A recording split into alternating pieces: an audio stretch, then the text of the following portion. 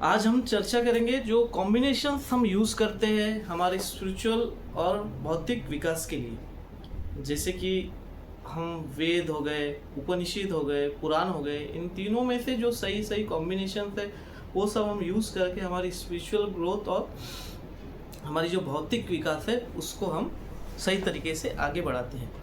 जैसे कि हम वेदों में से हम हवन लेते हैं, जो हवन हम देवी देवताओं के लिए करते हैं वो हम वेदों में से लेते हैं। और जो हमारे डेटीज वर्शिप है कि पर्टिकुलर किसी एक डेटी के ऊपर जब हम कोई प्रैक्टिस करते हैं या उसके हम रिचुअल्स फॉलो करते हैं, जो डेटी रिचुअल्स है, तंत्र है, ये हम पुराणों में से लेते हैं। इसी प्रकार में जो ध्यान जाप और जो आंतरिक विकास है हमारा वो हम उपनिषद में से लेते हैं। तो फिलहाल इस वीडियो में हम बात करने वाले हैं हवन के ऊपर कि हम जो हवन अभी हमारे करीम खान जी ने बताया है, ये सैटरडे को शनिदेव पे शनि देवता के ऊपर करने के लिए, शनि देवता को अर्पण करने के लिए जो प्रोसेस और हवन बताया है। तो हमारे बहुत से सीकर्स थे, उनका ये जो नए हैं हमसे जुड़े हुए, उनका कहना है कि सर हमें हवन की प्रोसेस नहीं पता है, किस तरीके से प्रोसेस करना चाहिए। तो उसके लिए विशेष ये वीडियो बनाया जा रहा है। ये आपको आज मिल जाएगा, तो आप उस पर से फिर सैटरडे के लिए किस तरीके से एडजस्ट कर सकते हैं तो आप कर सकते हैं, ठीक है। और करीम खान जी ने जैसे इस हवन जो विषय बताया है किस तरीके से, उसमें उन्होंने ऐसा बोला गया है कि आप जब तक थकते नहीं हो, जब तक पूरा दिन हवन करो, पूरा दिन जब आप पूरी तरीके से थक जाओगे, जब आप 1-1.5 घंटा बैठ के ध्यान करो।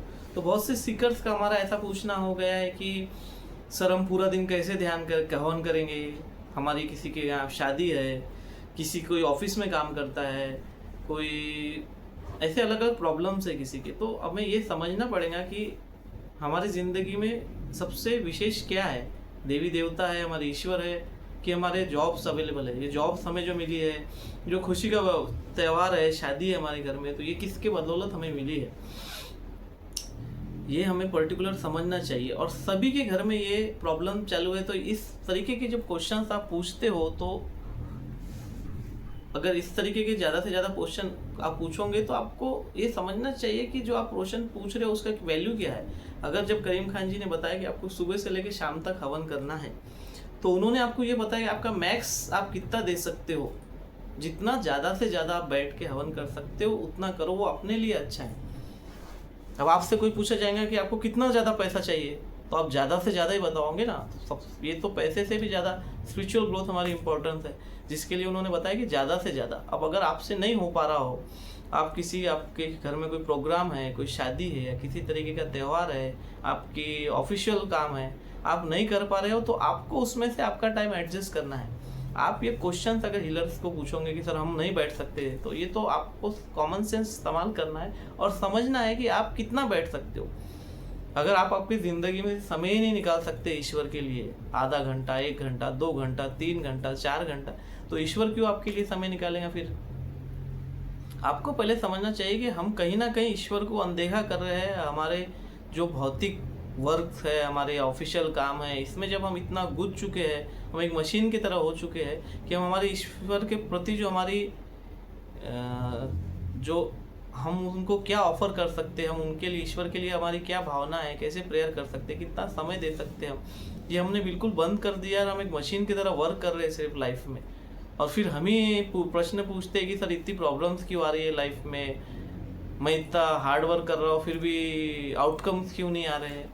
ये इसीलिए नहीं आ रहे कि आप एक मशीन की तरह हो गए हो, कि सिर्फ अपने ही वर्क में लगे हो, अपने ही चीज़ें, ना अपने परिवार की तरफ ध्यान दे रहे हो, ना ईश्वर की तरफ ध्यान दे रहे हो, ना खुद की तरफ ध्यान दे रहे हो। तो आप किस तरीके से, कहने का मतलब अर्थ ये है कि आप कैसे समय निकालते हो, एडजस्ट कर सकते हो, कितना ज़्यादा आप समर्पित करोगे अपने देवता के लिए, अपने आप को कितना अपने लाइफ में से समय निकाल के उनको देंगे, वैसे ही आपको आशीर्वाद मिलेगा और उस तरीके से आपके लाइफ में प्रोसेस होंगे। तो ये जो वैदिक परंपरा है जो हमने निकाले, हवन के विषय में आज चर्चा करेंगे हम। हवन इज अ वैदिक फायर रिचुअल्स। जो फायर रिचुअल्स में से हवन एक आता है, जिसमें हम जो हवन अलग अलग प्रकार के होते हैं। जैसे करीम खान जी ने बताया लौंग इलायची का हवन, तो ये हवन में हम लौंग इलायची का ऑफरिंग करते हैं हमारे हवन में, फायर में, अग्नि में।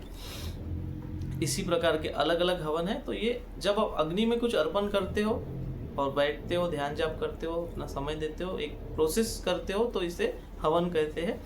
तो अलग अलग प्रकार के हवन हैं, जैसे लौंग इलायची का हवन है जो कोर्ट केस के लिए बताया है। और जो हम अमावस पूर्णिमा को जो हवन करते हैं, हमारे नारियल, सूखे नारियल के गोले में हम हवन की सामग्री डाल के जो हवन करते हैं वो एक प्रकार का हवन है। और जो शनि अमावस्या पे कल जो तिथि है उसमें जो हवन करने के लिए बताया है, वो हवन में काले तिल, जो काला तिल रहती है हमारी, उसको हमें तिल के तेल में भिगो के रखना है कुछ समय, और वही हमें हवन में अग्नि में ऑफरिंग करनी है, जो करीम खान जी ने बताया। तो हवन हमें किस प्रकार से करना है, तो हवन के मैं आप एक नॉर्मल हवन का आपको एक स्ट्रक्चर बता देता हूँ, उस प्रकार से हवन करने हैं। अब सब अलग अलग प्रकार से हवन करते हैं, अलग अलग रिचुअल्स है, अलग अलग हवन के लिए अलग अलग रिचुअल्स है। हम बेसिक रिचुअल्स पे काम करेंगे जो हम खुद कर सके, हमारे भाव को हम ज़्यादा महत्व देंगे इसमें, ना कि रिचुअल्स को।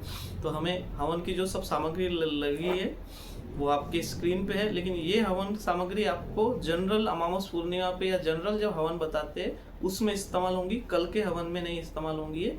तो ये जो स्क्रीन पे आपके सामग्री दिख रही है, ये सामग्री आपको हवन के लिए यूज़ करनी है। रोज़ आप ये हवन ट्वाइस वीक कर सकते हो, डेली भी कर सकते हो आपके समय अनुसार, या फिर हम अमावस पूर्णिमा के दिन ये हवन करेंगे। ये हवन किस प्रकार करना है, आपको नारियल का सूखा नारियल लेना है। सूखा नारियल में आपको उसे काटना है, और जो उसके अंदर जो हवन, ये जो पूरी हवन सामग्री है, हवन सामग्री का आपको एक मिक्सचर तैयार करना है, पाउडर के जैसा पूरा मिक्सचर बना के रखना है, और ये मिक्सचर उस नारियल के गोले में डालना है। जब किसी भी से उतारा करने कहा जाता है तो ये उतारे के लिए भी ये सामग्री हवन में इस्तेमाल कर सकते हैं आप। वो नारियल को आपके ऊपर से, जो आपका जो पेशेंट है या जिस पे तकलीफ है, उसके ऊपर से 7 बार आपको ये नारियल उतारना है, और ये नारियल को फिर हवन में आपको अग्नि में समर्पित करना है। तो ये पूरी हवन सामग्री आप हवन के लिए कभी भी तैयार रखेंगे आपके पास, सबका मिक्सचर बना के, और इसी हवन सामग्री को हवन में यूज़ करेंगे आप नारियल के गोले में डाल के। नारियल के गोले में ही हम क्यों अर्पण करेंगे, क्योंकि नारियल के गोले में जब हम अर्पण करते हैं तो ये सही तरीके से हमारे डेटीज़ के पास पहुंचता है, ठीक है। और शुरुआत कैसी करेंगे, इसके लिए आपको क्या क्या लगेगा, एक हवन लगेगा, आपको मार्केट में मिल जाएगा। आप कितनी सामग्री ले रहे हो हवन की, उस प्रकार से आपको आपका हवन लेना है, छोटा बड़ा, एकदम बड़ा, अलग अलग क्वांटिटी साइज ऑफ हवन रेडीमेड तैयार है, वो आप ले सकते हो। कपूर लगेंगे आपको, घी लगेगा अर्पण करने के लिए, नारियल लगेंगे, सूखे नारियल, अगरबत्ती, आसन जिस पे आप बैठोगे, ठीक है। तो सबके पहले आपको आपके पूरा सेटअप तैयार करना है, आपका हवन की सामग्री तैयार रखनी है, उसको नारियल काट के नारियल में भर देना है। आप कितने देर बैठने वाले हो उस हिसाब से आप नारियल के गोले बनाएंगे, जिसमें आप हवन सामग्री भरोगे 1 2 3, आपके हिसाब से आप कितना आपको अर्पण करना है उस हिसाब से आप बनाओगे। 2 अगरबत्ती लगा लोगे आप, हाथ जोड़ के अपने आसन पे हवन के सामने बैठ जाओगे। हवन में जो आप लकड़ी इस्तेमाल कर रहे हो, या जो आप नारियल का जो ऊपर से जो छाल रहती है वो भी इस्तेमाल कर सकते हो, कपूर इस्तेमाल करोगे आपको हाथ जोड़ के प्रार्थना करनी है गणेश जी से, या जो आपके गणेश जी से जो प्रार्थना करेंगे आपकी, मैं हवन शुरू कर रहा हूँ। आपके जो डेटीज है, आप जो भी कास्ट से बिलोंग करते हो, हाथ जोड़ के आपको प्रार्थना करनी है। जैसे तो करीम खान जी ने कहा है कि बिस्मिल्लाह करके वो शुरू कर देते हैं, तो वैसे ही आपको अपने भाव से जोड़ के अपने ईश्वर, जिसको भी आप अपना हवन समर्पित करने वाले हो, आप हाथ जोड़ के प्रार्थना करोगे। सभी देवी देवताओं से प्रार्थना करोगे कि आपके हवन सही तरीके से उन तक पहुँचे। गणेश जी से आप प्रार्थना करोगे कि मैं हवन शुरू कर रहा हूँ। सभी देवी देवताओं से आशीर्वाद लेके आप हवन शुरू करोगे। अग्नि देवता का आह्वान करोगे, सभी देवी देवताओं का आह्वान करोगे। ईश्वर से, प्रभु परमेश्वर से, देवी देवता से प्रार्थना करेंगे कि जितना मुझे आता है उस प्रकार से मैं हवन कर रहा हूँ। कुछ गलती हो रही होंगी तो मुझे क्षमा कीजिए और आपका आशीर्वाद मुझ पर बनाए रखिए। इस प्रकार से आप अपना हवन स्टार्ट करोगे। अग्नि जलाओगे, कपूर से अग्नि डलाओगे, अग्नि बढ़ने दोगे। उसके बाद जो आपके पास नारियल है वो नारियल आप एक एक करके अर्पण करोगे। नारियल के ऊपर घी डालते हुए आप जलते रहने दोगे। और पूरे प्रोसेस के समय आपका जो सोर्स मंत्र है या आपका आप जिस डेटी का हवन कर रहे हो उसे जो मंत्र अर्पण करने जा रहे हो वह मंत्र अर्पण करोगे आप। ऐसा करके आप जब तक अग्नि जलती रहेगी, जब तक आप आपका वाचिक बोल के आप मंत्र करोगे। जितनी देर तक आप बैठ सकते हो उतने देर तक आप बैठोगे। घी डाल के आप अग्नि बढ़ाते रहोगे, कपूर डाल के अग्नि बढ़ाते रहोगे। जब आपका पूरा हो जाऊंगा, जिस प्रकार आपने शुरू किया था उसी प्रकार से हाथ जोड़ के आप गणेश जी से प्रार्थना करेंगे, सभी देवी देवताओं से प्रार्थना करोगे और अपना हवन समाप्त करोगे। इस प्रकार से आप हवन शुरू करोगे और आप और ज़्यादा एकदम किस प्रकार से जितना आप रिसर्च करके, और ये एकदम बेसिक मैंने आपको बताया है कि किस प्रकार से आपको करना है, ठीक है। इसी प्रकार से जो शनिदेव का जो हवन करना है हमें, उसमें हमें ये हवन सामग्री नहीं लगेंगी। आपको काले तिल को लेना है और तिल के तेल में उसे भिगो के रखना है। अब वो क्वांटिटी आपके हिसाब से लेनी है, आप कितनी देर बैठोगे। इसी प्रकार से आप आसन लगाओगे, 2 अगरबत्ती लगाओगे, हवन शुरू करोगे, अग्नि प्रज्वलित करोगे। अग्नि देवता से, गणेश जी से, सभी देवता आपके ईश्वर से, सबसे आप प्रार्थना करोगे और अर्पण करोगे अग्नि में। यही जो आपने काले तिल रखे हैं यही आपको अर्पण करना है अग्नि में और मंत्र पढ़ते हुए आपको बैठना है। मंत्र कौन सा पढ़ोगे आप, जो करीम खान जी ने हमें बताया था वो भी मंत्र आपको पढ़ना है, शनिदेव जी का ओम शम शनिचराय नमः। ये मंत्र पढ़ते हुए आपको बैठना है। जितना ज़्यादा आप बैठोगे उतना आपको कोशिश करके ज़्यादा देर तक हवन में बैठना है और यही मंत्र का वाचिक उच्चारण करते हुए आपको बैठना है। जितने देर तक आप बैठोगे, आप बैठ सकते हो, जितना ज़्यादा हो सके उतना ज़्यादा देर तक बैठिए, हवन कंप्लीट करिए। अपने देवी देवताओं से प्रार्थना करें कि आप हवन अर्पण कर रहे हो शनि देवता को। शनि देवता से अपनी सब गलतियों के लिए माफ़ी मांगे, उनका आशीर्वाद मांगे, कि वो उनका आशीर्वाद आपको प्राप्त हो। इसी प्रकार से आप पूरा हवन कंप्लीट करोगे। फिर से आपको मंत्र एक बार बता देता हूँ मैं। ओम शम शनिचराय नमः का मंत्र करना है। काले तिल को भिगो के रखना है हमें तिल के तेल में और वही हमें अर्पण करना है, ठीक है, हवन में। इस प्रकार से आप हवन पूरा कंप्लीट करोगे। ये हवन कल करना है आपको शनि जयंती पे।